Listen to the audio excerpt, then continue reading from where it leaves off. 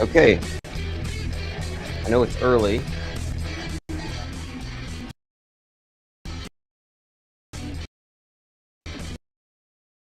Cinco de Mayo, May 5th, 2025.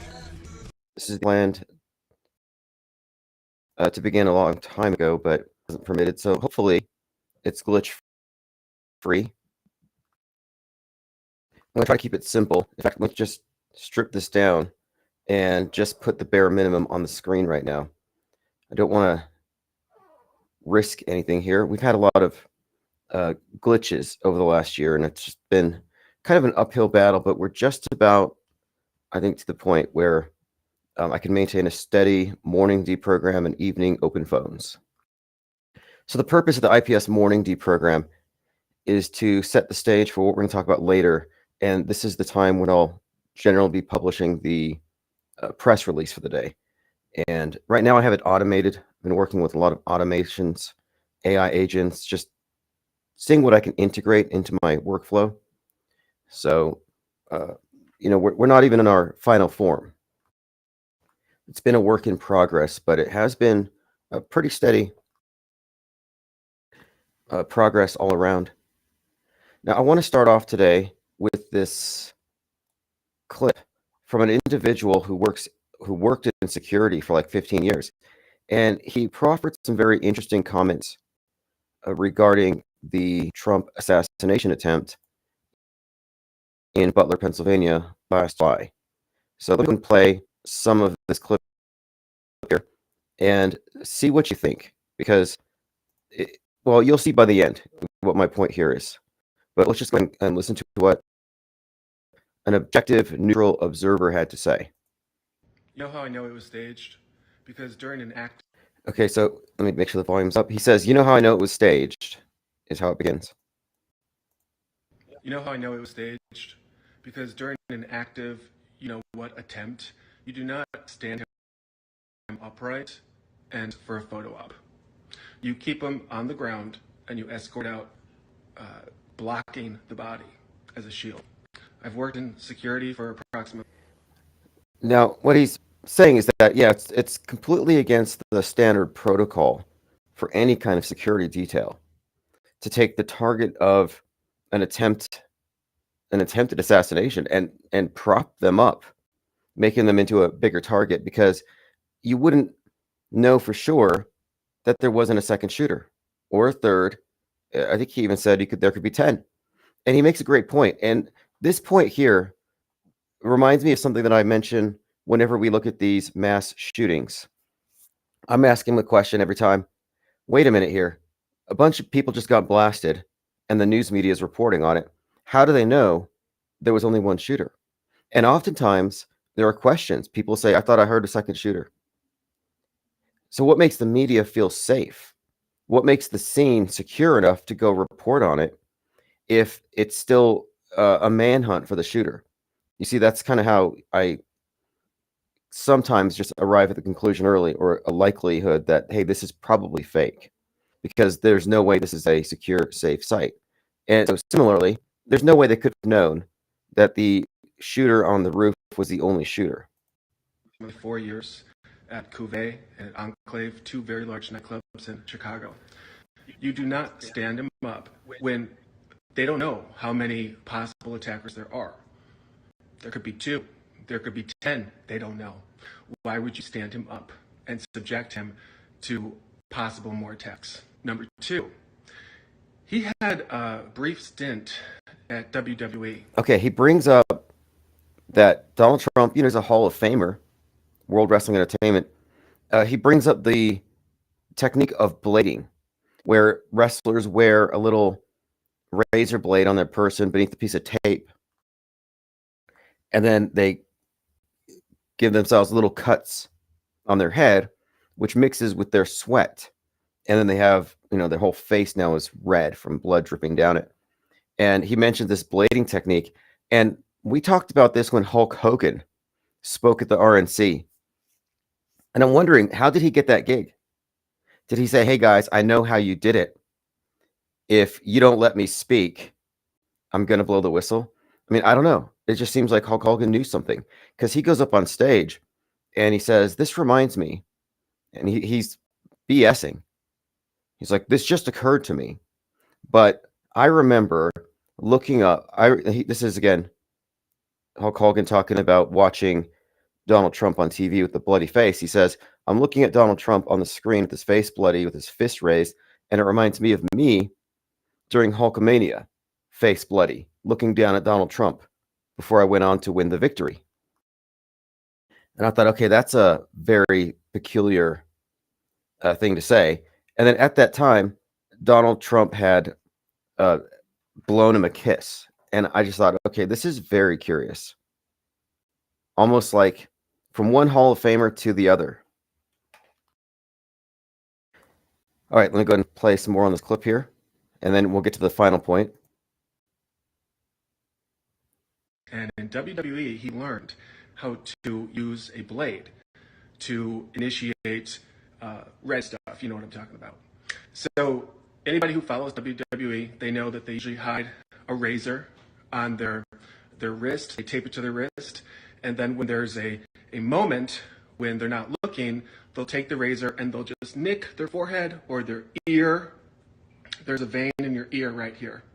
If you nick it with the razor, it's going to bleed a lot.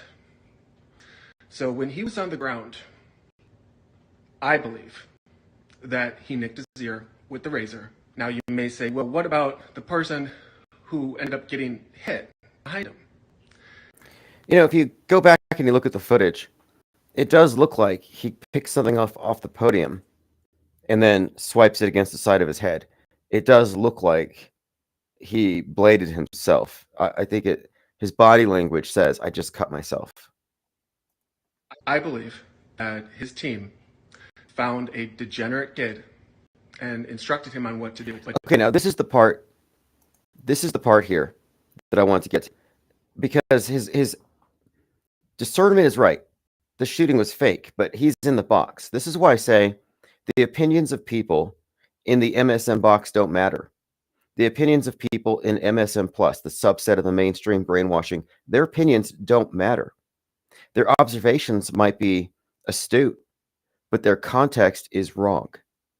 So this individual understands that Trump's assassination attempt was staged, but because he's in the mainstream mediation, he cannot separate this from anything else. He cannot look at the bigger picture. So what he's looking at is, okay, this is Trump staged it, but this also means that they had some guy killed and that the shooter, so he thinks the shooting was real, but that the shooter was told not to shoot at Trump. Does that make sense?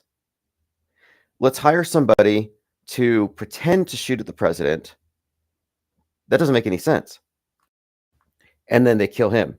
And so he can't even reach this or fathom the notion that the entire thing was a production, that the shooter was fake, the shooting was fake. But no, he's mixing it, real and fake. And this is confusion. The definition of confusion right here. He's conflating real with fake. So this was fake, but this was real. And he can't reconcile it. And what I'm pointing out here is that his opinion on the matter is invalidated because he's got the wrong context. He's confused. I'm not confused. If you're mainstream mediated, you're confused by default. You're misinformed by default. You're programmed by default.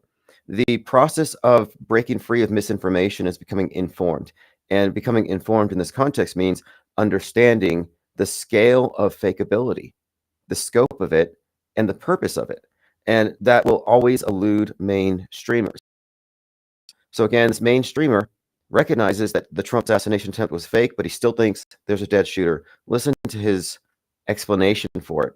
And again, this is his best attempt to reconcile his confusion.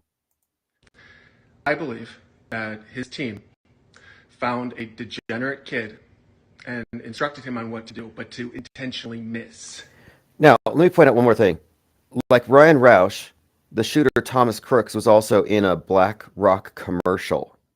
Like, that's a huge connection there that's worth mentioning. But assuming that this guy's right, he's suggesting that they found some degenerate and said, hey, we're going to use this degenerate to fire at the president and miss on purpose, but get really close. Like, you see how insane this sounds. And then let's add on to it, because this guy's not thinking. This is what I'm saying. He's in the box. How do you explain the AP photographer getting the photograph of the bullet whizzing by Trump's ear at that exact moment? How do you explain that? I mean, the whole thing is obviously a production, but you see how limited it is. The shooting was fake, but everything else was real. This is, again, a normie take on it. However, this degenerate kid had no experience using a you-know-what, and he accidentally hit the person behind him. Okay, so if you want to, let's just wrap this up. So his take on it is this. The Trump assassination attempt was fake, but the shooter was real, but he was some disposable degenerate that the Trump administration hired to do it so they could get rid of him after. So he's a patsy. And that he was instructed to shoot at Trump and miss, but he was such a bad shot that he accidentally killed the fireman. That's a conspiracy theory. I'm not pro-offering conspiracy theories. I'm just pointing out reasons to doubt what we're being told. And what he's doing, this is called MSM+. This is very instructive, because when somebody who's in the mainstream box can't explain something, instead of questioning the premise, what do?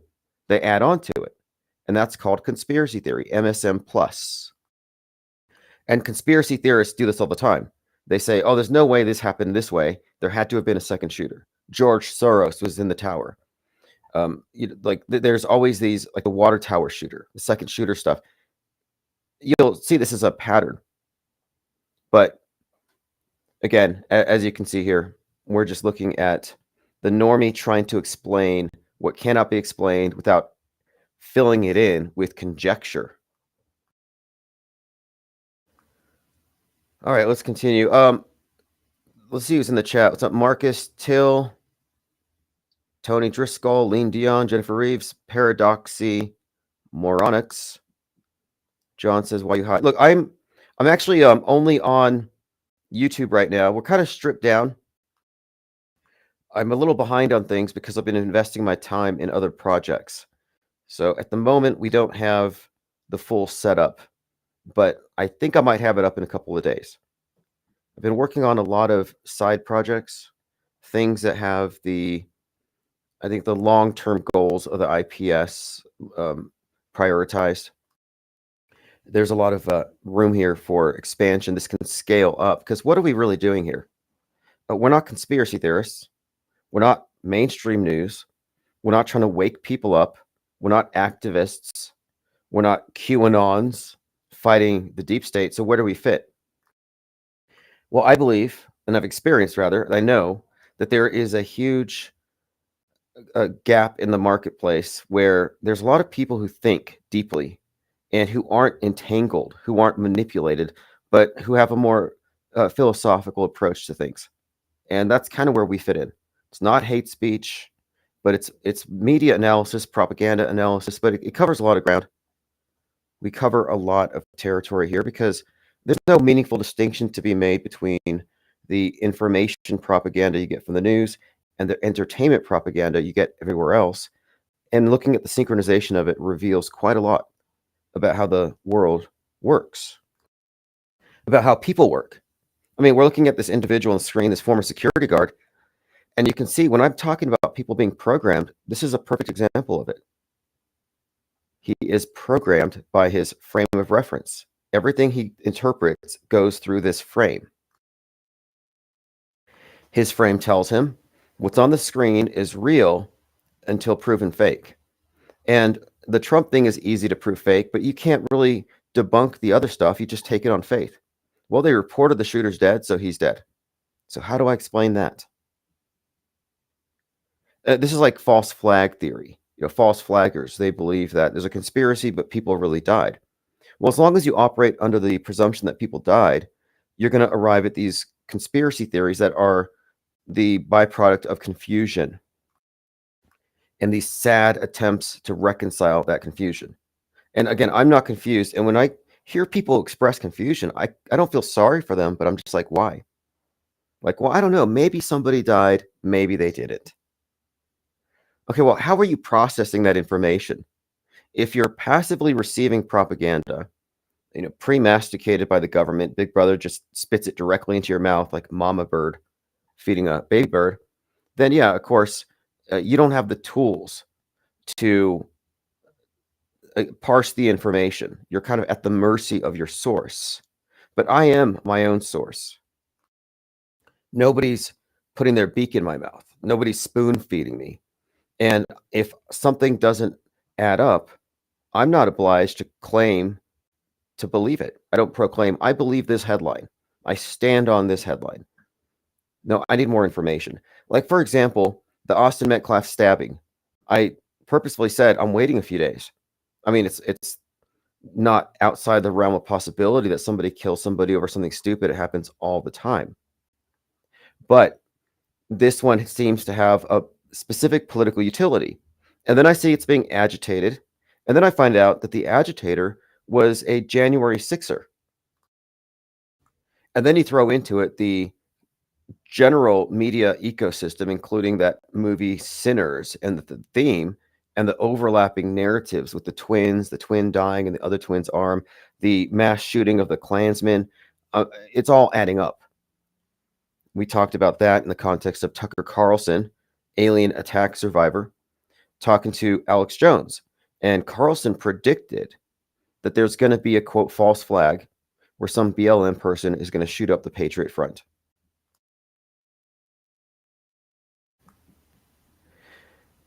So I'm looking at this, and now the other thing that also relates to this is we're looking at the Shiloh Hendricks thing. And let's go ahead and just get into that because we're kind of looking at the general media landscape here. I want to stay focused on, here we go, what's happening right now and how it all is tying in like we said it would. Media in the news, all these fake events following what's in the entertainment. And that's a huge indicator. If there's any suggestion of a hoax, then you got to take the body count down to 0. If there's political utility and it's got known provocateurs attached to it, it's probably a hoax. And this one really surprised me that it even got this big, GoFundMe. So the GoFundMes have been part of building up this psychological warfare, this race war narrative. The GoFundMe accounts have been doing this for some time. Look what they did with Daniel Penny, where they made Daniel Penny the highest earning recipient of donations on their platform. And he was the guy who killed a mentally ill person on a subway. So they turned him into a hero for the right and a villain to the left. And Daniel Penny, of course, was released as Luigi went into jail. They crossed paths. Luigi's going in, Daniel Penny's going out. They passed each other. This was intentional. And this is because one side's vigilante is the other side's hero. Well, here you have another mirror. And we've been talking about twins and mirrors and pairs and the duality. This is a repeated theme here. Just like on Easter, the Pope steps down just the same time as Klaus Schwab steps down. They're both 88. Same archetype, World Economic Forum, the Vatican. Like, what's the common thing here that I'm seeing here is a lot of this twinning. And twins have been a huge, for some reason, the concept of twins, the double, has been a huge part of all these psyops, Twin Towers, Twin Cities, George Floyd. And this all, I think, refers to the duality, the twin pillars, the Hegelian dialectic, the black and white. And they play it out in these race war scenarios. So here you've got Shiloh Hendricks, whose name has some significance to the Civil War and one of the first capital cities of Israel. Fascinating connections, but she has been put in the same conversation as Anthony Carmelo. Like, these are two separate incidents. Anthony Carmelo is alleging that it was self-defense, but he killed somebody. And we have to, if we go by presumption of innocence, it was self-defense. He felt threatened. If we go by what everyone else is saying and what it looks like, he went over there looking for trouble. So that whole case has been polarizing. Yet the people on the political left have overwhelmingly sided with the killer, a rather alleged killer. Now, I'm saying these things are fake. I don't even believe it's real for a lot of reasons. The fact is, I don't believe that life really imitates the movies. It's the propaganda saturation synchronizes things, and it looks like that. But no, this is all, again, theater. So we have this individual. Carmelo raises 520K so he can be safe and hide from all of the right-wingers who are now against him. And then next thing you know, we've got Shiloh Hendricks. And she's in the park, and some child reaches into the diaper bag, and she uses a racial slur. And someone calls her out on it, makes her go viral to punish her. And she puts up a GoFundMe because her life is now being threatened, because now she's been doxxed and made viral over her racial slur against a child. And she uses GoFundMe to get protection, and the right wing sides with her. And it's just tribalism, of course. But now they're both at, well, she's at 600,000. But here at this point in time, GoFundMe or Give, Send, Go, whatever, had come out and they had said, we're blocking the comments because they're so vitriolic. Well, they let the comments go for a long time. And if you look at the thread of comments, it was all dog whistles. It was all 4chan level, racial stuff, but they let it go on both sides. And I'm looking at it, and they both reached 520K. So I'm like, $1 million have been raised on both of these accounts. And people are calling this on Twitter, some people refer to this as something like a proxy race war. Again, it's a engineered psychological operation, and it's not over yet. And I've been watching on Twitter people responding to it, and it's one of the most polarizing juxtaposition of stories I've ever seen. Like, these two stories, the Shiloh Hendricks and Anthony Carmelo, are obviously timed to go along with the summer and whatever's planned next. And they really did try to make this Anthony Metcalf into some kind of a martyr. And that is why now you're even having right-wingers calling out some of these people as alt-woke. For some time I've been saying that woke on the left is paralleled with the right-wing extremist, well, not extremist, but the far fringe right conspiracy where it delves into identity politics. That's basically what I call alt-woke. And now I'm seeing the term alt-woke is mainstream in the media ecosystem now. Till says, Trump just pulled out of the Russia-Ukraine peace talks after Ukraine signed over mineral rights. Russia will claim those minerals. U.S. will send in troops. World War III this summer. Possibly. Yeah, the Shiloh Civil War connection is pretty good. World War III, Civil War. Which is it going to be? It's always like, oh, it's going to be a Civil War. No, it's going to be World War III. Which one comes first? And I noticed that Civil War gets really hyped up, and then that dies down, and then it's World War III gets hyped up, and that dies down. And none of it ever really happens. And have you seen the fallout that Trump has received for posting the image of himself as the Pope? I mean, I didn't even think about this, but real Catholics might actually be offended because they're still crying because the Pope died. And they're still waiting to see who the next Pope's going to be, because the Pope is the vicar of Christ. It's basically God. And God's rep is out at the moment. And at this time, Trump decides to tweet or post a picture of himself in the Pope. So Donald Trump as Pope has gone viral. And Karl Rove is pretty mad about it. And Trump called Rove a liar. Karl Rove, haven't heard from him in a bit. Last time I saw him, or we discussed him, we were talking about the blackmail circle in conservative politics, where Ollie Alexander is grooming young conservative, like high schoolers, and then bringing them into the fold. And he's, and Nick Fuentes knew about this. And of course, at the time, Ollie Alexander was dating Karl Rove. I mean, there's a pair. But anyway, Trump called Rove a total loser. And speaking of Nick Fuentes, I just watched Spike Lee's Black Klansman the other day. And what they did is clever. They made David Duke, a younger David Duke, because the movie's set back in the late 60s, I think.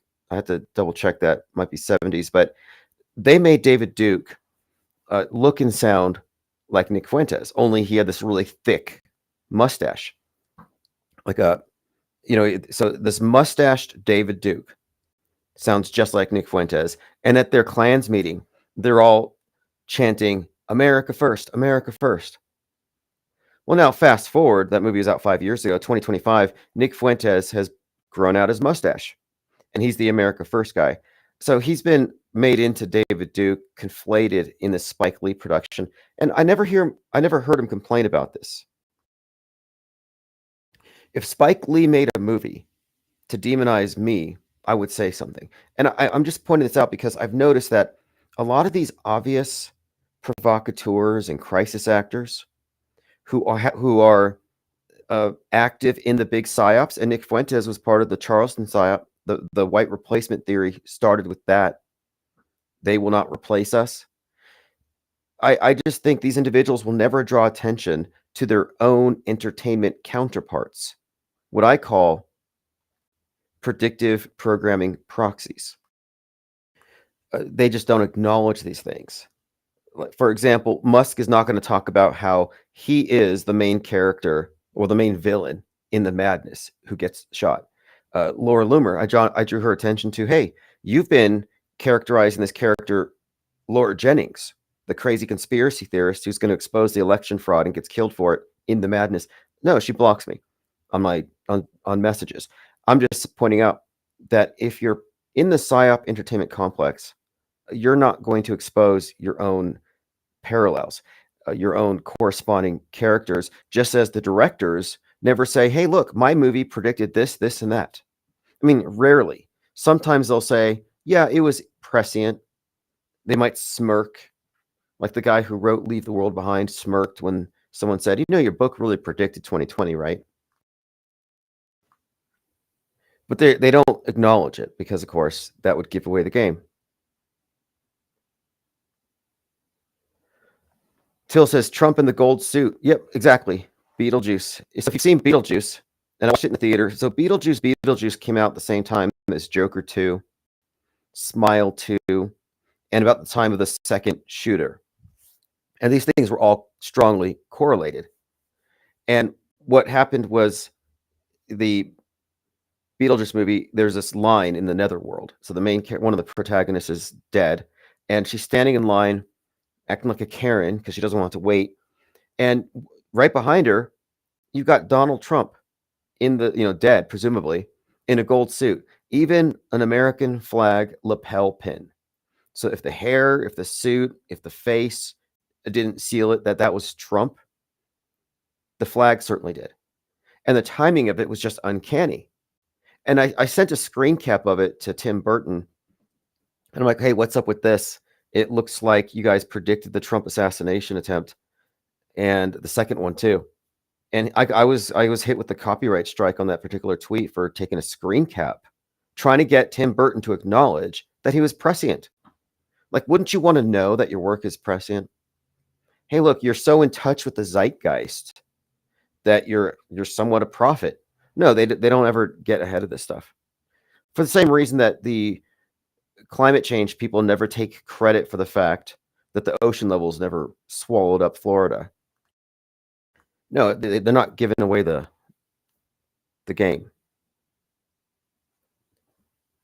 Now, I mentioned this Beetlejuice. At the time, Beetlejuice, I was noting how he wears the black and white striped suit, and it reminds me of this Hopi Kachina character, this Kachina doll, this Joker, this archetype of the Joker, the divine trickster.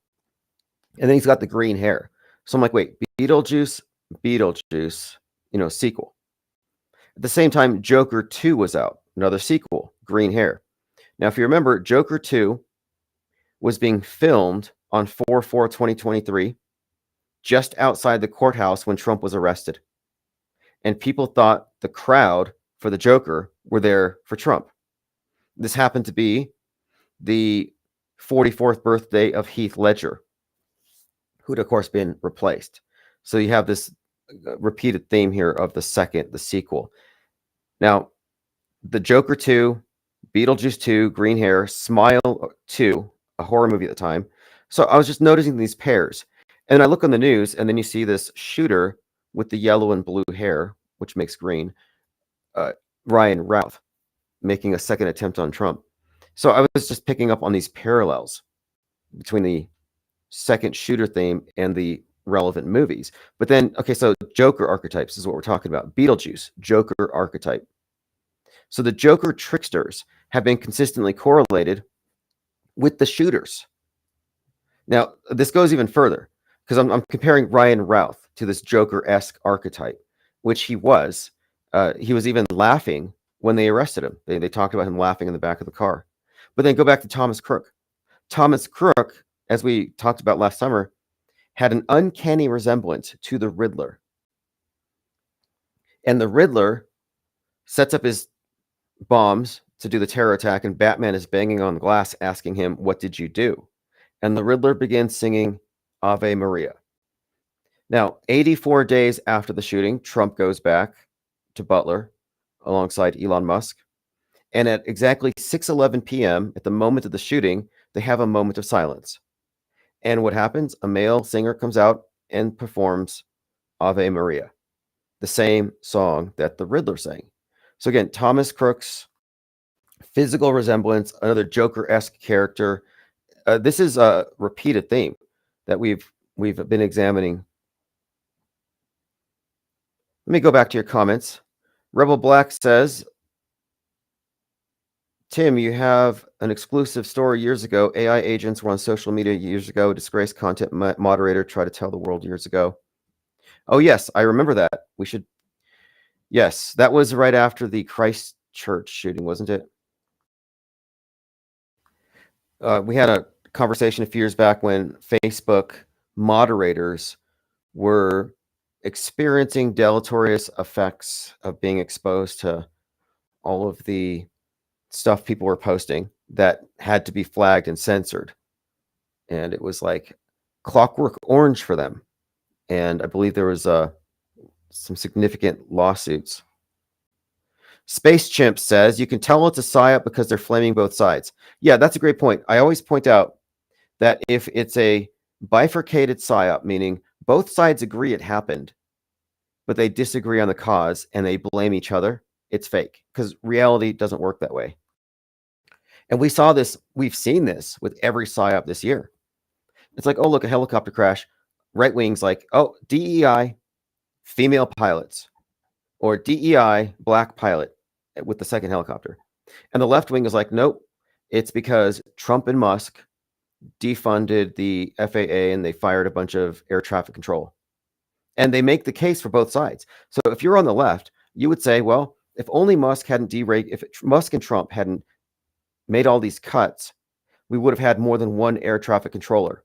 So one person wouldn't have had the task of watching both helicopters and airplanes. They would have had one person for the helicopters, and this wouldn't have happened. So if you're on the left, you can be rightfully outraged at Trump and Musk for killing those 67 people. But if you're on the right wing, you can say, oh, you had a female pilot, and it was probably a suicide mission, which is what they're saying now. With the Trump assassination, they said, well, the reason he almost died is because it was a bunch of female Secret Service agents, and they were too short to even shield him. What are they doing out of the kitchen? And I keep seeing these are predictable. Whenever there's an event, if you can predict how each side is going to respond, it's fake. Every mass shooting that you see in a school, left wing is going to say it's gun culture, Second Amendment. Right wing will say, no, it's because the guy was taking SSRIs, antidepressants. There's this old, just, it's almost like a mantra. Whenever there's a shooting, right wing says, not the Second Amendment, it's because of antidepressants. So they see antidepressants as some kind of a plot to take away their guns because antidepressants are causing mass shootings. But the thing is, if one side is saying gun culture and the other side is saying antidepressants and MK Ultra mind controlled assassins, neither side is saying, did it even happen?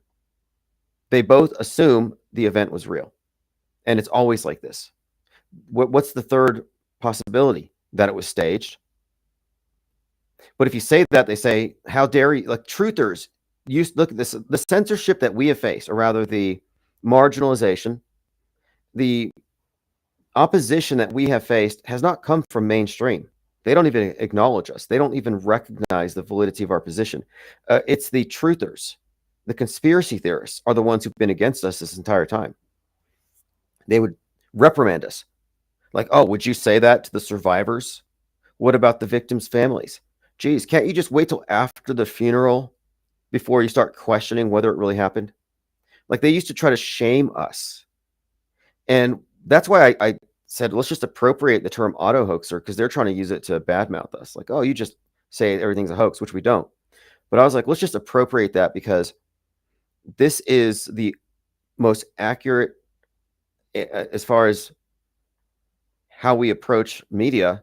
We always get better information if we suspend judgment.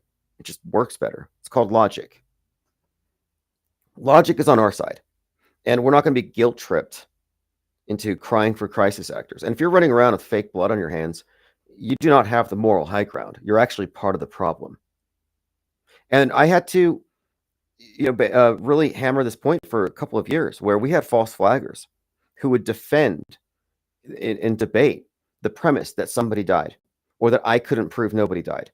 It's like, okay, I could whittle it down from 3,000 to 100 to 5. Okay, could you just leave me with one jumper? Can we just have one 9/11 jumper that died, please? Just one. It's like, no, I won't even give you one drop of blood.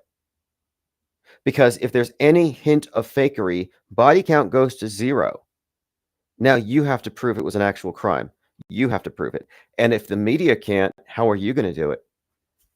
How is the media advocate defending the mainstream perspective going to convince us of something the media cannot? And their entire frame of reference is the screen. We used to call them TV thumpers, like Bible thumpers. Like, oh, it's on the screen, it's real. No, that's not how it works. And that's a really naive and indefensible position in 2025. I don't know if it's more laughable or sad. I mean, we have this obviously intelligent, nice guy, security guard, commenting on the Trump event, but he can't figure it out. He can't think himself out of that box. He's like, okay, well, this was fake. But then how do I explain the shooter? Okay, so they must have decided to find somebody that they could kill. So they found a degenerate. So he invents this idea that the shooter's this degenerate that they had to set up as a patsy that they could kill. And they instructed him, yeah, shoot at the president, but miss. Like, how many ways could that go wrong? That could have gone wrong in so many ways. But that's a terrible fabrication. That's grasping at straws. But that's people are. It's confusion. Joe Santos says, it's not an EMP in The Wizard of Oz. It's the Chicago World's Fair nights, 1893, and Tesla showed off his free energy, so the witch shut it off to beat the elite and killed Smart City. Interesting. Yeah, so at the end of Wizard of Oz, or the latest one, which is part 1, it ends abruptly. So part 2 is probably next year. A couple of things about it. It was released on 11/3 and then 11/22. 2 very significant dates if you look at the bigger story. But the end of the movie is the witch confronting the Wizard of Oz. And I'm not quite sure. I'm trying to determine if the Wizard of Oz is representative of, it could just be as simple as Trump. There's a subtext in the film, animal rights, but also this idea of, it's almost like Animal Farm, or rather, there is this part in the film about this dehumanization, or rather the taking away of agency from animals, and kind of like a fascist takeover, and the witch won't stand by it. But at the end, she's hovering above the Emerald City, and there's this electrical storm thing she creates, and it blacks it out. And I'm like, that looks like an EMP. And we have been talking about the subject of electromagnetic pulse weapons, specifically in Seattle, which is called the Emerald City because it's green. But, Emerald City, Seattle, electromagnetic pulse, 11/3. That date has a great deal of significance to every one of these psyops. In fact, it's the date that the One World Trade Tower opened.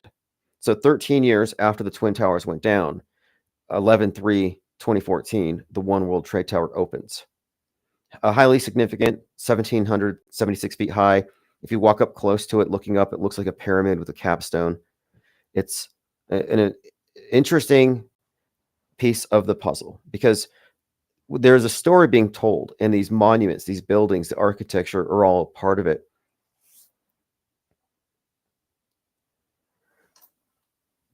John Francis says, I'm an ex-Trump worshiper. I'm sick of people stuck in the left-right paradigm. Might as well talk to a wardrobe.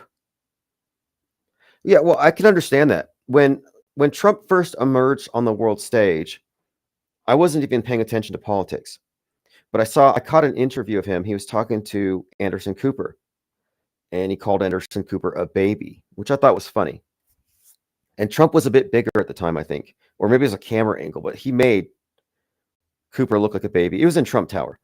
And I was like thinking at the time, well, this guy does seem like an outsider, and he is challenging the media. And I had become very aware of media manipulation at the time, but I didn't get that it was uniform. I still thought it was left and right. I didn't break out of that until I noticed, wait a minute here. How are the right-wingers consistently falling for psyops? Why aren't they responsive to those of us who are pointing out that these are fabrications, and they're using these fabrications to steer public opinion? And then it dawned on me, it's a rigged game, because the left wing never calls out right-wing psyops, which at that time were mostly terror attacks, and the right wing never calls out the left wing psyops, the mass shootings. But they obviously share the same backstage, and this became increasingly clear over time. There's no way Armalite would have paid out $73 million to a bunch of scammers unless they were part of the scam. And that's the only way to explain it. And this is where people get locked up in this box, because they see this event, like this Trump Butler thing that one guy is confused about because he thinks that the shooter really died, the victim died, but Trump's thing was fake. They're never going to see the way out of it until they get out of the left-right paradigm, until they recognize that the Democrat media, the left-wing media, is not against the right-wing media, that they're both colluding against the masses. With the space program thing, some people are willing now, even Joe Rogan, to entertain the idea that NASA faked the moon landing as a propaganda victory against the Russians. No, it's Russia and America and every nation participating in the space program are waging a propaganda war against the masses. It's top down. It's not lateral. Space Chimp says, never forget jet fuel can't melt passports. Yeah, passports are indestructible. Whatever they made those out of. I mean, that's one of the things that stood out to me was, okay, this is a contrivance. It's a story. They're just filling in the gaps with props. But passports played a significant role in 9/11, not only in giving us the story succinctly, neatly, right there, right away. We know who did it, so we can point the fingers. But remember, in The Matrix, Neo's passport had a reference to 9/11 and 3/11. One of them was a passport expiration date. That's what the 9/11 was.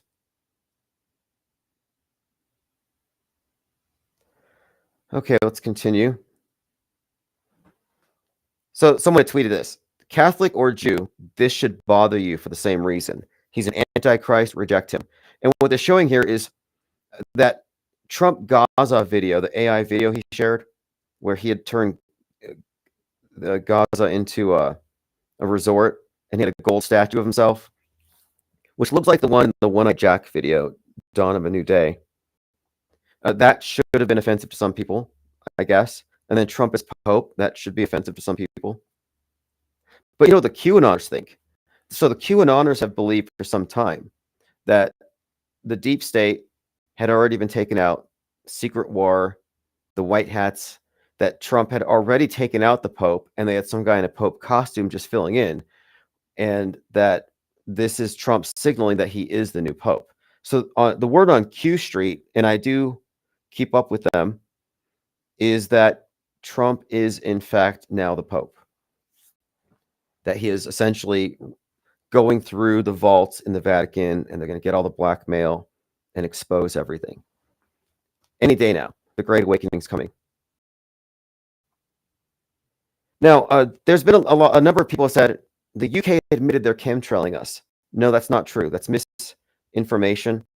The truth of it is, and I'm not going to be redundant about this because you know my take on it, but they're spreading the meme right now. And right now, Russell Brand, and look, if you believe in chemtrails,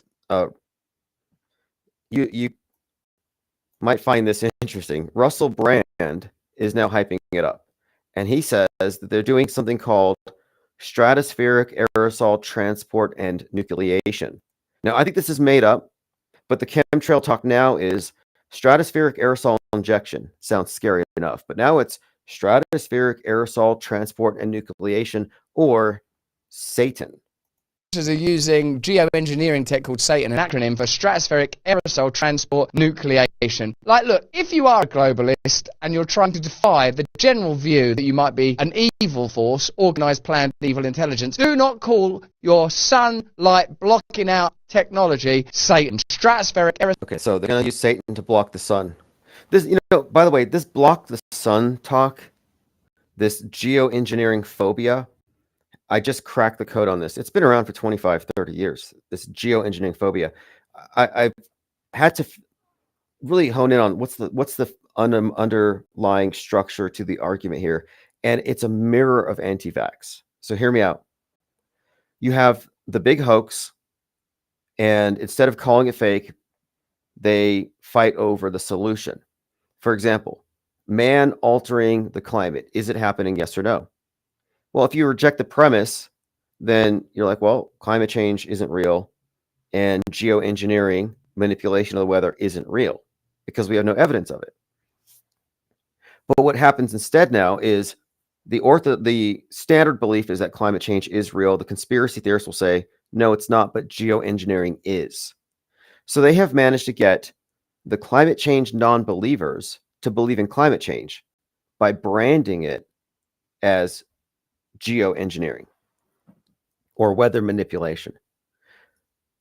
It's a buzzword that they attached to this same exact phenomenon, just a different interpretation, but they both agree that it is happening. So that's one level of it. But then the second part of it is this, and this is where it compares to the anti-vax attitude. You have the pandemic premise. If you don't believe that there's even a pandemic, then, of course, the anti-vax movement seems kind of silly. You're like, well, okay, I kind of see them, because the anti-vax movement in general believes in the pandemic, but they believe that it was man-caused. So the anti-vaxxers in general are not in complete denial. They're not saying there is no virus. They're saying there is one, but it was government made, or Bill Gates made it, or is made in a laboratory. So you have this repeated dialectic where they both agree on this thing, but the right wing rejects the cure. And here's where it connects to geoengineering, because geoengineering, by definition, is actually the cure for climate change. It was never weather manipulation. That's just a misused term. But no, geoengineering are hypothetical solutions to climate change. So if climate change gets really bad, what are we going to do about it? We're going to geoengineer and stop it. So the anti-geoengineering people are against the cure for climate change. And it's the same way that anti-vaxxers are against the cure for the pandemic. So you have both sides in the anti-position. I mean, in both these scenarios, they're in the anti-position. And the anti-position presumes the thing is real. That's why I maintain anti-anti. Be anti-pro. You can be anti the mainstream view, but you also have to reject the opposite position, because the opposite position still accepts the premise. So Russell Brand here is talking about geoengineering called Satan. Now he's talking about what? The government manipulating the climate. What does Greta talk about? The private sector manipulating the climate. So they both agree the climate's being manipulated, but they disagree on the cause and they blame each other. He represents the private sector because he's leaning right. But again, it's another one of these bifurcated psyops. And the truth of it is, they're debating over something that may not even exist. And they debate about it endlessly. And we see it promoted by somebody at his level. I mean, this guy is talking about, he's like, oh, it's Satan. He's a Christian now. Explain to me the 33 tattoo on his wrist. How does that comport with his Christianity? Was it a shout out to Jesus and the age at which Jesus supposedly died? I don't think so. Okay, moving on. Johnny Midnight says, I was thinking about this. What are the odds that the two people who both tried to assassinate Donald Trump appear in Black Rock commercials? Now, this is true. Both shooters, Black Rock commercials. So how do you explain this? Well, they'll say, oh, it's because George Soros owns BlackRock, World Economic Forum. They'll globalists. This becomes a way to point at the left or the deep state. So the deep state brought out its assassins. That's their takeaway. So they're kind of half right. What we are seeing, though, is that there are individuals who are in a circle of people who are in this. It's like that movie Utopia, where the crisis actors live on their own island. But he's a club. And we see this a bit. Recycled crisis actors. Well, it's a small circle of people. It's kind of like insulated, like Hollywood. The Government Actors Guild.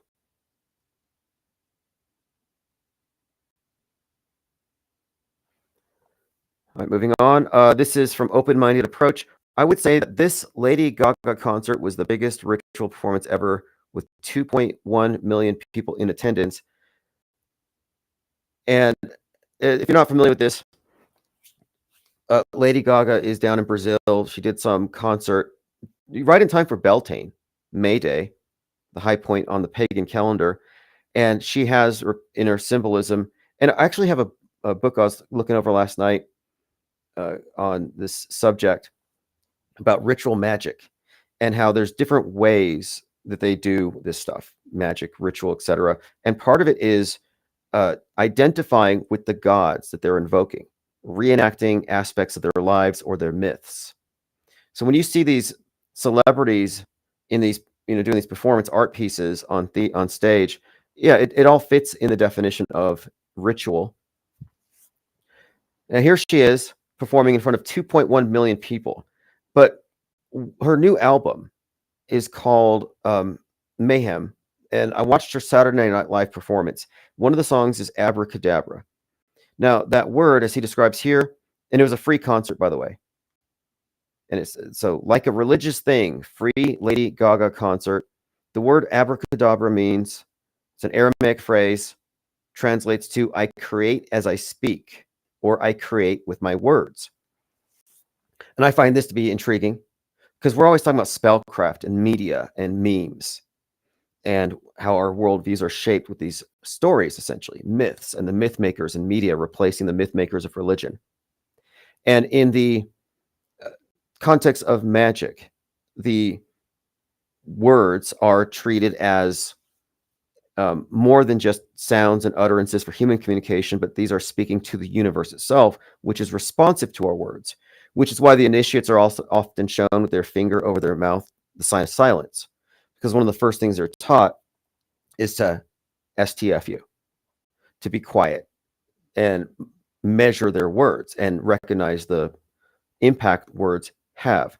So that word has great significance, such significance that in their Bible, the OTO, Order Templar Orientis, the Thelemic groups, their Bible is this channeled book Aleister Crowley wrote called Book of the Law.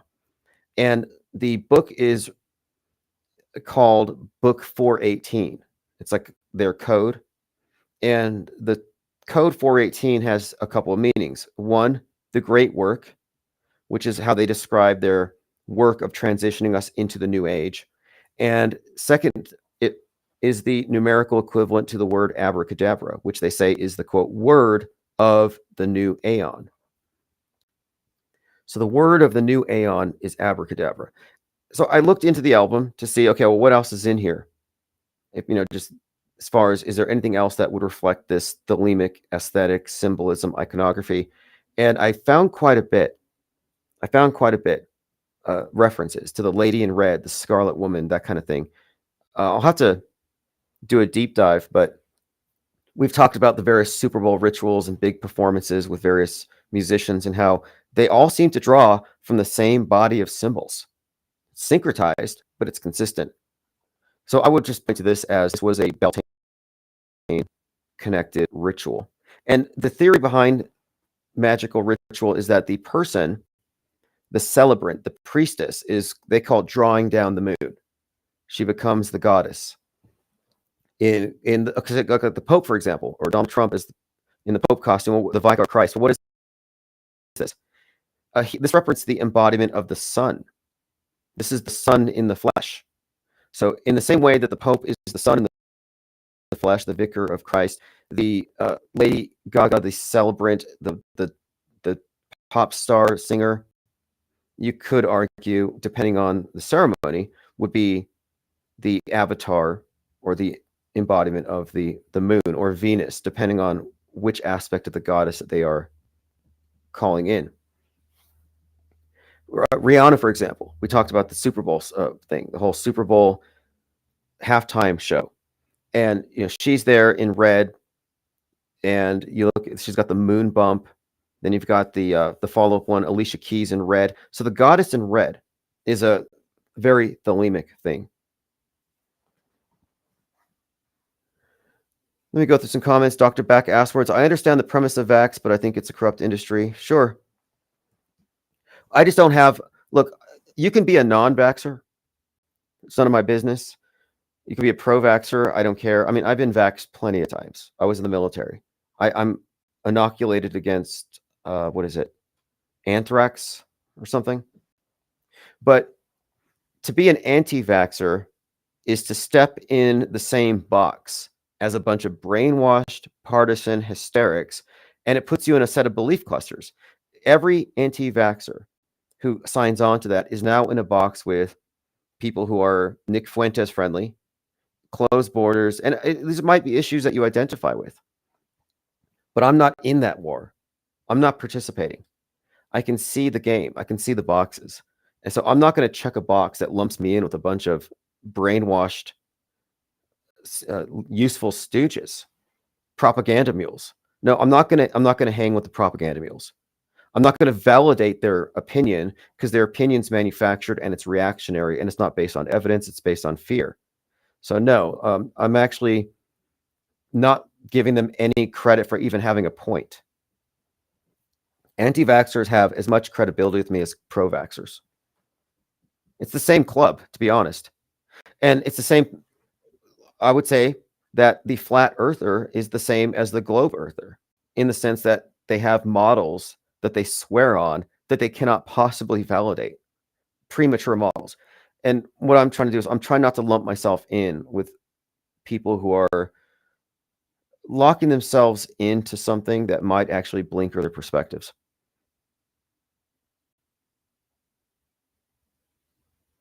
Ollie Goering says, Lady Gaga is looking more and more suspect as she gets older. Yeah, I don't know. I kind of think that was all a hoax. The whole every celebrity is the opposite thing. That's got to be gaslighting. In fact, I would argue it's gaslighting and it's cognitive sabotage against truthers. I don't know. It just seems too contrived. Although Candace Owens did this documentary thing on the wife of the French president. And whatever you think about that, because I don't know what to think about it, there is a scandal there. If you just look at the age, the power disparity, what is a 40-year-old teacher falling in love with a student? It's just insane. But as far as these, no, I don't think Donald Trump's a woman. And there are people who try to convince me of this. I'm like, okay, well, when did he give birth? When did he have time? When did Donald Trump have time to give birth to Barron? And then who's the dad? Like, I'm sorry, it's overwhelmingly confusing to me. It's way too inconsistent. And if you're going to come out with an extraordinarily bold claim, you have to bring evidence to support it. Otherwise, we can just take out Hitchens' razor. What's up, Lord Laney? Oh yeah, this is going to be the routine, by the way. I've opened up my mornings. Actually, you can blame the birds. I can't sleep past 6:30 anymore. So I will be here in the mornings, and then evenings is when we're going to do phone calls. So we're doing both. We have to bookend it. Mornings, IPS, deprogram, evenings, open phones.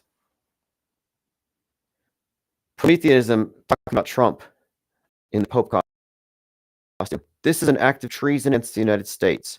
I never thought I could be so deeply offended by the same thing as traditional Catholics. MAGA is dead. I condemn Donald Trump in the strongest possible terms. Yeah. Coincidentally, look at this tweet here from Turn Off Your Black Mirrors. I can't, this guy here, he says, I should be harping on this, but I'm baffled by it. I genuinely can't believe that there was a time where people were trying to convince you that male celebrities were female by putting skull and triangle pictures of their faces. Yeah, that was the thing. They would put a skull transparency over a face and a triangle, and they would say, yep, my bias is confirmed. I find it to be useful, though, as far as trying to understand how people arrive at a wrong conclusion and then unpacking it. Like, what logical fallacy led them to this conclusion? I think it's useful. Find somebody who's going down some rabbit trail. You know they're wrong, but follow them to the end of it and see where they went wrong. It's not enough to just call somebody's take on something off and wrong, but you have to be able to deconstruct it. You have to know the other side. And that's where we are correct here. Mainstreamers are too dismissive of conspiracy theories. Conspiracy theorists are rightfully dismissive of the mainstream, but they're not critical enough of their own position. And I think what we're doing here is really outside of the box, and we have to remain detached. Like, I'm not offended by any of this stuff. Look how many people are offended. The New York State Catholic Conference. There's nothing clever or funny about this image, Mr. President. We just buried our beloved Pope Francis, and the cardinals are about to enter a solemn conclave to elect a new successor to St. Peter. Do not mock us. Now, one of Trump's lackeys, Jack Posobiec, who's a Catholic, has no problem with this. It's very selective. So I guess it depends on your politics. And I'm very critical of religious mind control and false miracles. You know, one of the miracles is the idea that if you're not corrupt, your body doesn't rot. Did you know that? Like, if you're a good person and you've never done anything bad, your body shouldn't rot. At least that's the case with a couple of saints. Saint Bernadette, for example, incorruptible. They dug her up. You can find pictures. I've actually been to a shrine, and they said, well, no, she was so pure that she didn't rot. But when you look at the displays and these pictures from like the 50s, they have like a mask over her. It's like a death mask and wooden hands. I'm like, okay, this is just grotesque. But anyway, I'm saying, has anybody check on the Pope? How's he holding up? Was he corrupt? Now, this is an embarrassment, by the way. The UFO cult needs just to recognize, look, ufology doesn't exist. It's a superstition. So we talked about this UFO guy. His name is Louis Elizondo. And he's been sharing this thing that they're claiming to be a photograph from an airplane, when it was, in fact, I guess it was a satellite image that was screenshotted. But the controversy is simply that they misrepresented a circle on the ground from some irrigation system as a UFO. And now he's doubling down on it, claiming he didn't know, even though he went to Congress with it and he's brought false evidence before. But it gets even worse, because now someone has found evidence that they actually added noise and skewed the image. So the only way that he was fooled by this optical illusion, or he could have been fooled by it, is because they added some noise to the image.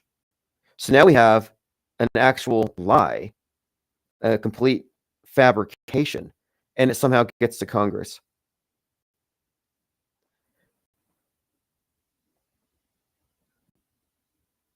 Space Chimp says, my question is, how does the AI Pope Trump not have a third hand?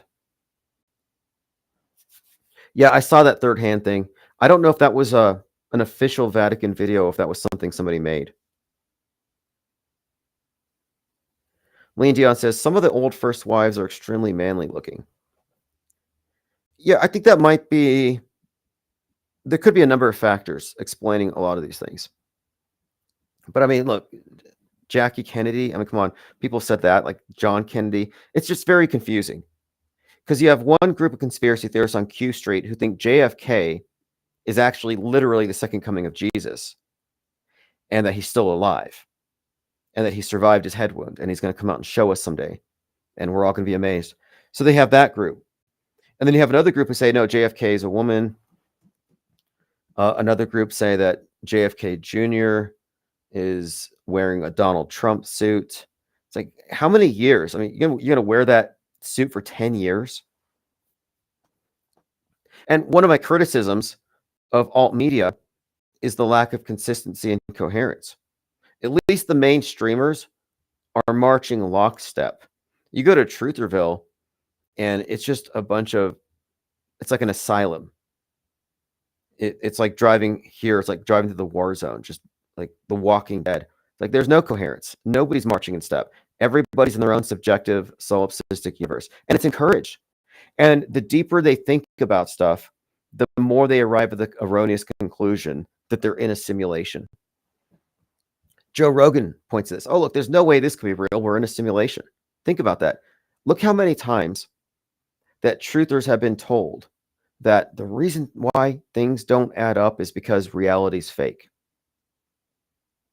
Occam's razor. What's more likely? The media's fake or reality's fake? If you're incredulous that all media is faked and bent and warped, but you're willing to accept that reality's fake, I would say that you're skewed. Your perspective is a little skewed. That it's far more likely that the media is being screwed with, and it screws with your mind, than that reality is screwed and warped, and that the media is reporting it accurately. No, reality exists. It's objective. It's predictable. It's testable. It's reliable. Media is not. But if you filter your experience through media, yeah, you might arrive at the conclusion that everything is bent. Colin Wright wrote here, the woke right is mirroring the woke left in their tendency to glorify and martyr immoral degenerates solely based on racial identity. Yes. And this woke right concept, though, again, I'm bringing this up because I've been talking about the woke right and right-wing wokeism for some time, but now it's a regular talking point. And it's interesting to see, like, well, how can you say you're not woke right? Because if you're on the right and you are in any of these, quote, anti-positions, you're by default woke, alt-woke. I have this concept of belief clusters that I've been writing about. I'll be putting it in some of my blogs soon. Inescapable belief clusters. There are some beliefs that you can't just adopt without adopting a lot of what is attached to it. And this is an important concept because it's how they trick people. You can get good people to accept a lot of bad things and bad solutions by getting them to align with you based on one particular issue or one belief. But these things cannot be separated. And it's the same thing also with, I mentioned earlier, with the box. If you take one stance, who does that put you in alignment with? And do you want to be on their team? Paradoxy Moronic says, somebody asked me if the Pope was actually the actor Jonathan Pryce. They look similar, but I don't know. Okay, I've heard this many times. I'll have to look, but okay, so it's possible that Jonathan Pryce, if he's played any roles relevant to it, might be what we would call a predictive programming proxy. Because, yeah, he's 11 years younger, Jonathan Pryce, but there is a resemblance. I wouldn't go so far as to say it's the same person at all. Especially, one way you can debunk these things is look at younger pictures. For example, I looked at Matt Gaetz. So, like, there's no way this guy's real. This is some hideous mask that Tom Cruise is wearing. Well, then you just look at Matt Gaetz 20 years ago. Like, okay, he exists. Did they just come out of nowhere? And there's no way. I mean, Jonathan Pryce is a great actor, and he could play the Pope. It wouldn't be hard to play. Just kind of a suit and a robe and just sit there. But no, the burden of proof is on the person making the extreme claim. Listen to this. No one realized that the person meeting with J.D. Vance wasn't Francis. It was Jonathan Pryce playing Francis. A lot of people have said that. Fascinating. Okay, he was in a movie alongside Anthony Hopkins called The Two Popes, and he played Pope Francis in a film. Okay, this has been talked about quite a bit. The Pope as a younger man looks like Jonathan Pryce. Fascinating. But no, the Pope existed. Now, did he? I mean, I'm not even convinced he's dead. I'm not. Look, I'm not even mourning him yet. And I still think that if there is a Pope, if we are to consider there to be a Pope today, it's actually Elon Musk who's in that role, as prophesied in Werner von Braun's Mars: A Technical Tale, about the Elon who would colonize Mars, save mankind, and would organize Mars with a governmental structure analogous to that in Rome, making him a pope, the Pope Elon. But I'm not convinced that he's gone because of the date. I mean, Easter, give me a break. Either he died early, he died sooner, and the J.D. Vance thing was fake, and they just announced the date on Easter to make it more holy. You know, it's just a simple miracle. Or perhaps he's still alive. And I still think that Klaus Schwab could just fill in. And Klaus Schwab and him, the pairing is intriguing. I have a PSYOP card I made with them. I'll have to release it. Because you have Klaus Schwab, you know, the bald head and the black robes, and they got the Pope in white. It's a fascinating pairing. And the fact that they're both 88, stepping down the same day. The number 88 heavily associated with twins throughout these various movies and symbolism in movies. It's more than a coincidence that they exit the world stage the same day, given their comparable roles. So I'm willing to say here that Pope Francis is not dead. Or that death was staged and he's already dead. Rebel Black says, Tim, why are they getting rid of physical media? Any thoughts? When you say getting rid of, I mean, a lot of things are changing. It's incredible just to look at how some simple special effect that might have taken a studio months to complete and millions of dollars can be done by anybody. Now everybody can use this tech. This is a significant democratization of the tools of production. This is a leveling of the playing field. And it certainly looks like a lot of people are just flooding the zone with a lot of generic stuff, sure. But that's not a bad thing, where these tools are being tested, improved. They're going through iterations. The more we use them, the better they're going to get. I think this is a step up, but it's also very, kind of daunting. It's like, well, do I still need to make original art? Nobody's buying it anyway, but my AI art is actually selling. So am I a sellout if I just quit doing regular art and starving for it when the market doesn't want it? No, I don't think so. In fact, I've been taking my paintings and improving them with AI, turning them into digital prints. And I might just never sell original again. But as far as getting rid of, I'm not really sure if that's the case. It seems like everything's persistent. You can't get rid of anything. Everything can be replicated. Everything can, I mean, it's actually right now, it's a golden opportunity before everything is scrubbed, because I don't know how far back they can. I mean, it's like, can they really hide stuff with Wayback Machine? Are they getting rid of things? Are they memory holing important facts? But we have an opportunity now to use tools like Perplexity AI to go through all these old news stories and aggregate all the relevant facts and document stuff. That's why I have the Auto Hoax Wiki. Going through your comments. Lean Dion says, human vibration and Rambo glow. Very casual miracle. Move on. Yeah, I think there's a lot of people on X, a lot of influencers who are seemingly well-intentioned and probably are, but they seem to be stuck on certain narratives, what I call guardrails. And this is the ultimate test, because I don't outright assert this person is an agent or a shill. Well, I mean, but the existence of influence agents is not even debatable.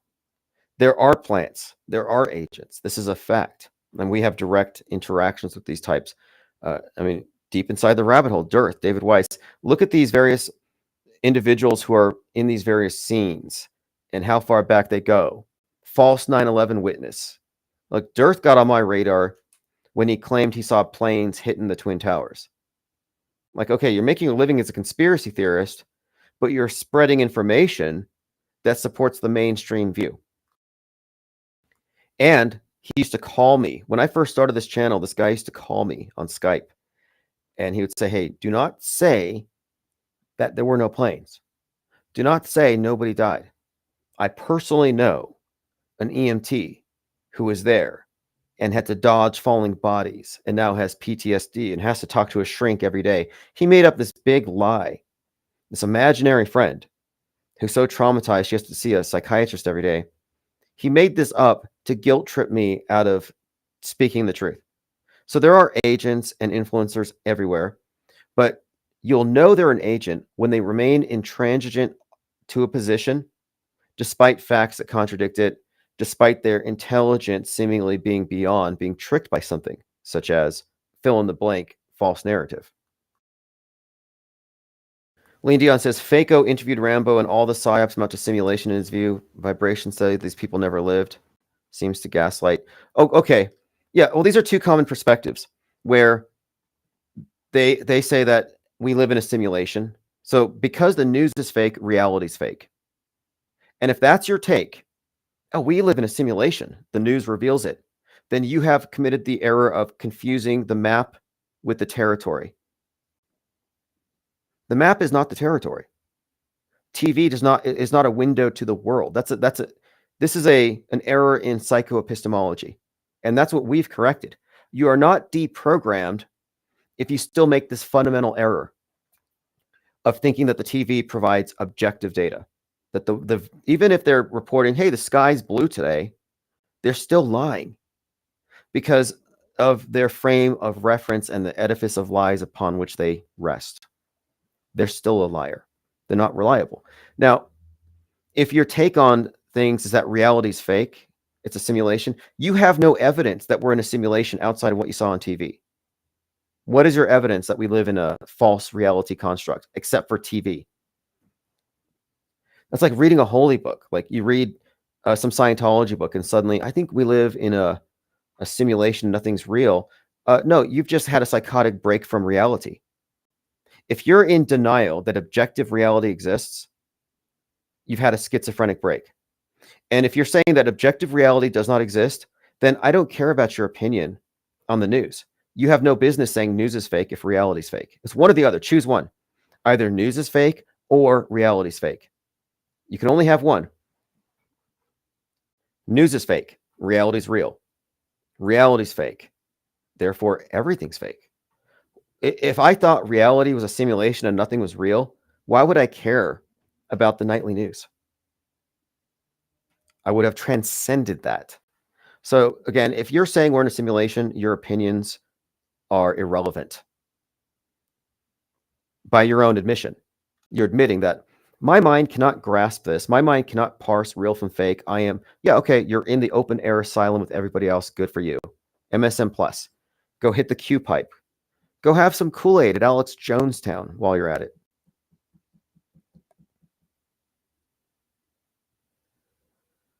And then, of course, saying that these people never lived or that none of it's real.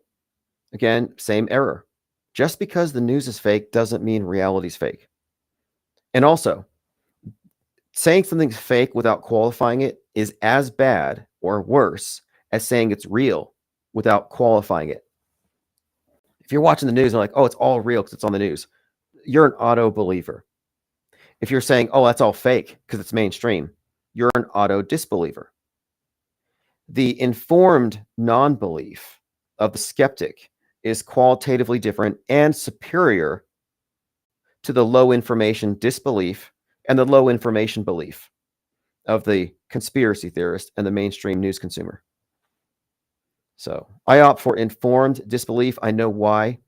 I can explain why I don't believe a certain thing, but you're not going to accuse me of being confused or having a schizoid break from reality and denying that objective reality exists.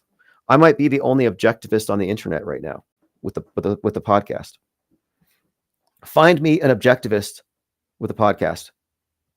I'm waiting. I'll be waiting. Because even the objectivists, the self-identified Ayn Rand fan club, are far from objective because they have accepted the premise of mainstream, which renders you a subjectivist just by accepting real until proven fake, accepting that what they're broadcasting is objective, even if biased by opinion. No, media fakery and special effects, not to mention our warped history, precludes any attempt at arriving at an objective view if your filter is media. The IPS think tank is an objectivist think tank, and those of you who deny reality exists are confused, and that's fine. Admit it. Stand on it. I am confused. Look at me. I can't figure anything out. Well, good for you. Don't claim some kind of intellectual high ground. Don't claim that you have a grasp on truth if your version of truth is the denial that there is any objective truth. And I used to get very annoyed by a certain category of truthers who would say, hey, that's fake. Don't pay attention. That's fake. Don't feed it your louche. I'm like, wait a minute here. That sounds a lot to me like pay no attention to the man behind the curtain. If you see something that's fake, it's a crime. It's an illusion. It's a scam. That's where you should be looking. That is your glitch in the matrix. And you have all these people out there in Trutherville who are saying, hey, that's a glitch in the matrix. Pay no mind to it. That sounds like damage control to me. Lean Dion says to say Weinstein never existed is gaslighting. Yeah, exactly. It's nihilistic in a way, but to say that this person doesn't exist is batty. And that's okay. That's another thing too. I'm not in the same box as conspiracy theorists who can make these outlandish claims without standing by it. Look, I won't even sit next to a chemtrail believer. If you believe in chemtrails, like, you're not sitting at my table. And you can say that's mean or cruel, but it's like, no, the person who's lying and spreading fear is the bad one.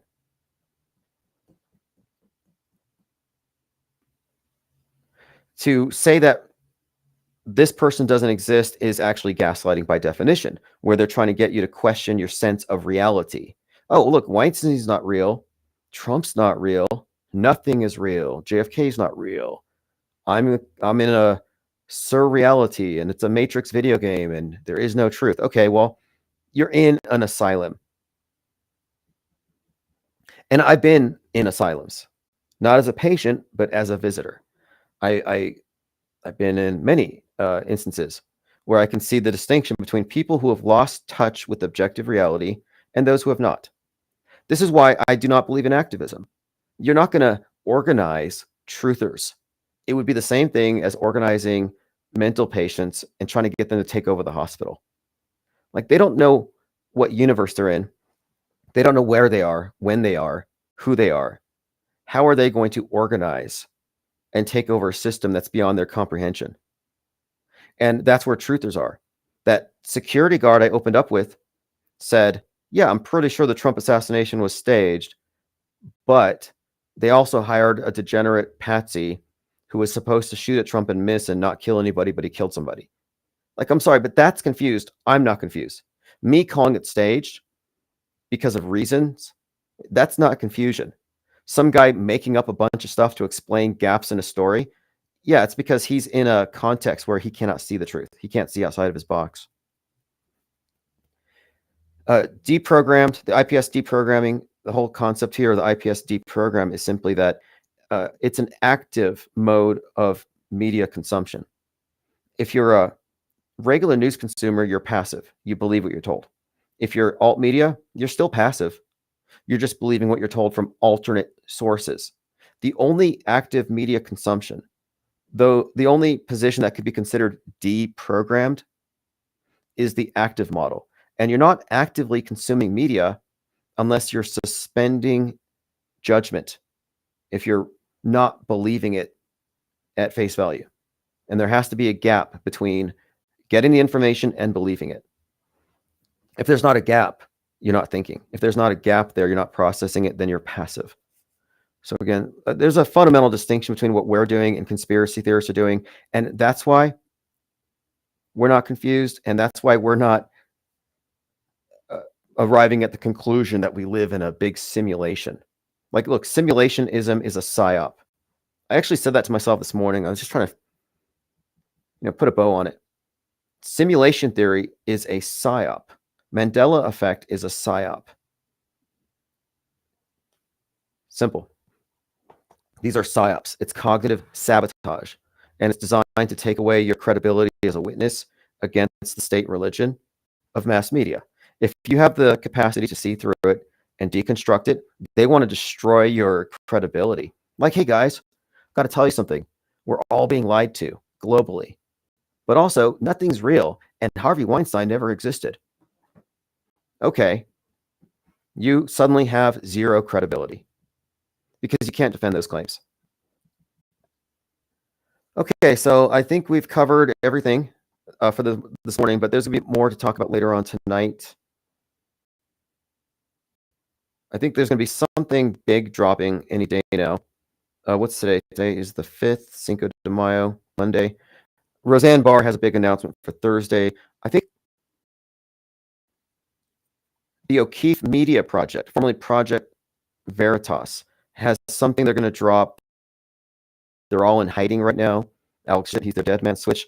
So I hope you're not hungry, because I'm expecting there to be a huge nothing burger later on this. Yeah, Musk is a simulation. Musk doesn't exist. Look, there's a name for that. I think is it nihilism? Reality denialism. But again, I would challenge these people with Occam's razor. Ask them, what's more likely? The media is fake or reality is fake? Ask them. And if they say both, then they're being disingenuous, because it's one or the other. All right, this is One-Eyed Jack and the Murder Hornets. John. Okay, by the way, if you haven't seen this video, I'll put a link below so you can bookmark it.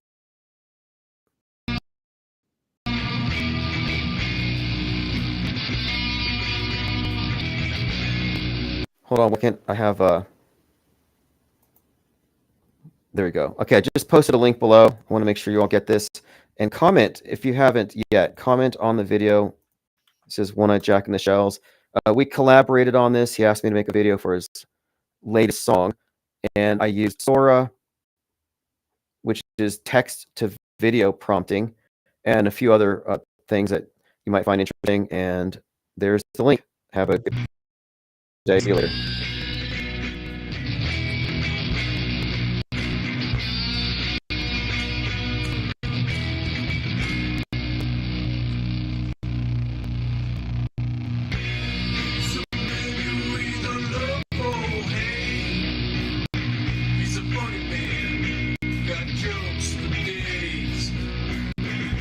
He's a real bad dog.